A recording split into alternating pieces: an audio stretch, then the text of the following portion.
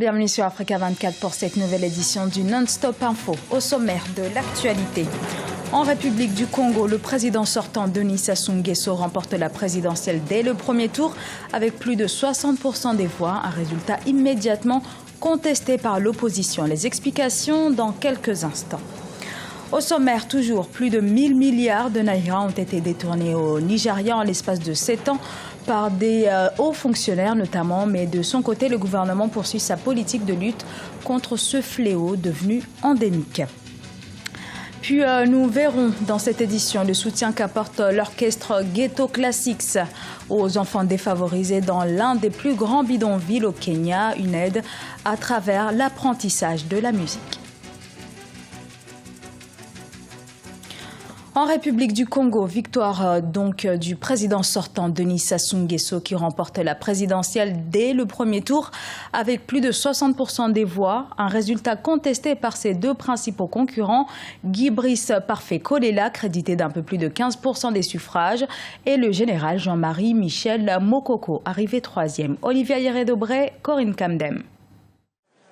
Denis Sassou Nguesso réélu au premier tour de l'élection présidentielle congolaise avec 60,39% des suffrages, selon des résultats annoncés par le ministre de l'Intérieur Raymond Zéphirin Boulou à la télévision nationale jeudi 24 mars 2016. D'après le décompte de la Commission nationale électorale indépendante portant sur environ 59% du corps électoral, le chef de l'État Denis Sassou Nguesso arrive en tête du scrutin de dimanche 20 mars 2016, suivi du candidat Guy Brice Parfait Kolelas avec 15,05% et le général Jean-Marie Michel Mokoko crédité de 14% des voix. Pour les partisans du président sortant, la victoire ne fait aucun doute. Le scrutin s'est déroulé de la manière la plus ouverte. Et nous venons de suivre les résultats. Pour ma part, je me félicite de ces résultats qui,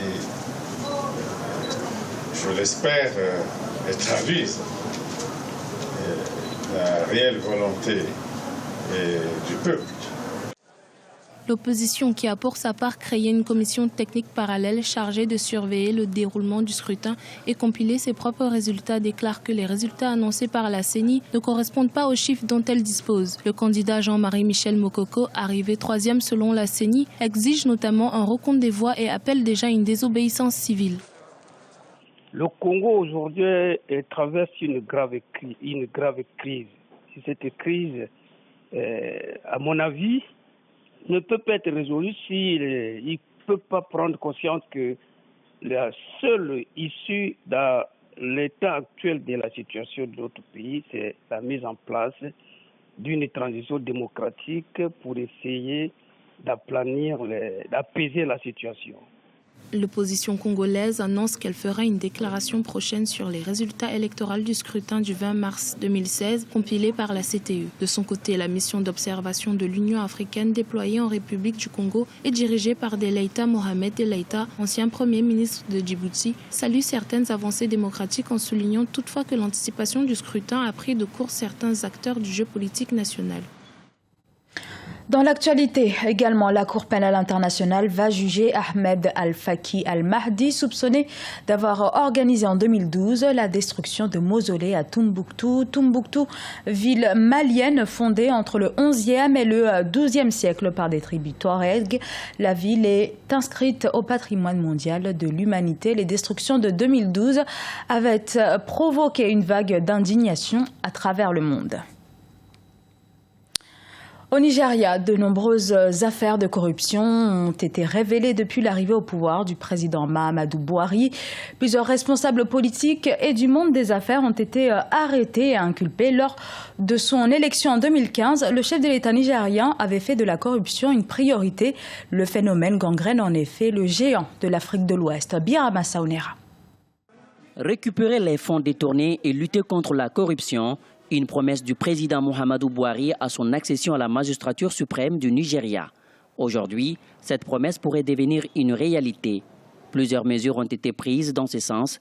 Il s'agit entre autres des mandats donnés aux enquêteurs, des accords signés entre certains pays pour le retour de l'argent volé dans les caisses de l'État nigérian. Cependant, les populations appellent à la transparence dans la gestion des fonds récupérés. The president should make a publication Le président devrait faire une publication pour nous dire combien a été récupéré, puis mettre en place un comité qui se chargera de contrôler les dépenses avec l'Assemblée nationale.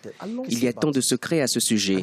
Si nous ne surveillons pas correctement ces transactions, alors il y a une forte probabilité que cet argent s'évapore. Au début du mois de mars 2016, le Nigeria et la Suisse avaient signé un accord pour le retour des plus de 300 millions de dollars confisqués à la famille de l'ancien dirigeant militaire, Sani Abacha. 1340 milliards de naira de fonds publics ont été aussi détournés sur 7 ans par une partie de l'élite nigériane, dont des ministres ou encore des gouverneurs. Pour beaucoup, la récupération des fonds détournés pourrait améliorer le coût de la vie au Nigeria. Nous souffrons, donc je pense que la récupération de ces fonds pourrait augmenter le PIB du pays, alors nous en avons vraiment besoin.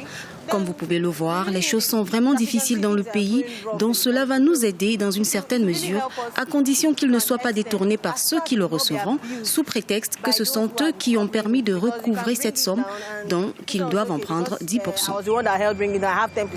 La plus grande économie et le premier producteur de pétrole d'Afrique est sous le choc de la baisse des revenus pétroliers. D'ailleurs, le gouvernement prévoit d'emprunter 5 milliards de dollars à partir de plusieurs sources pour combler le déficit budgétaire du pays.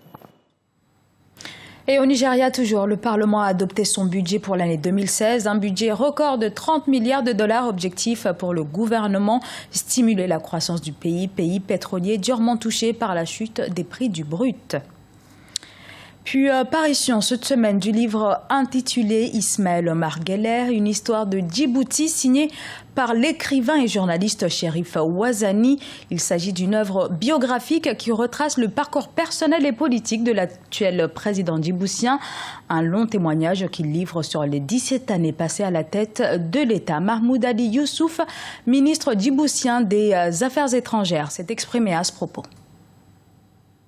Djibouti va connaître des élections dans quelques jours et il y a plusieurs candidats à l'élection présidentielle, ce qui reflète le pluralisme et le dynamisme de la démocratie djiboutienne. Nous avons des candidats de l'opposition, des candidats indépendants. Les choses se déroulent très bien. Merci de pouvoir donc jeter un coup d'œil sur le livre de Cherif Ouazani, qui est un journaliste émérite et qui a fait ce travail remarquable. Merci à l'édition également, Jaguar qui était là, qui est la représentante, la directrice était là. François Zoudan, je l'ai dit, a fait la préface de ce livre. Et donc, encore une fois, shukran jazilan. Salam alaikum wa rahmatullah. Et au Kenya, l'initiative est née il y a 9 ans. À travers l'éducation musicale, l'orchestre appelé Ghetto Classics entend donner de meilleures perspectives d'avenir aux enfants défavorisés. Le programme Ghetto Classics est un programme communautaire qui implique plus de 300 enfants dans Gorogosho, l'un des plus grands bidonvilles du Kenya. Birama Saunera.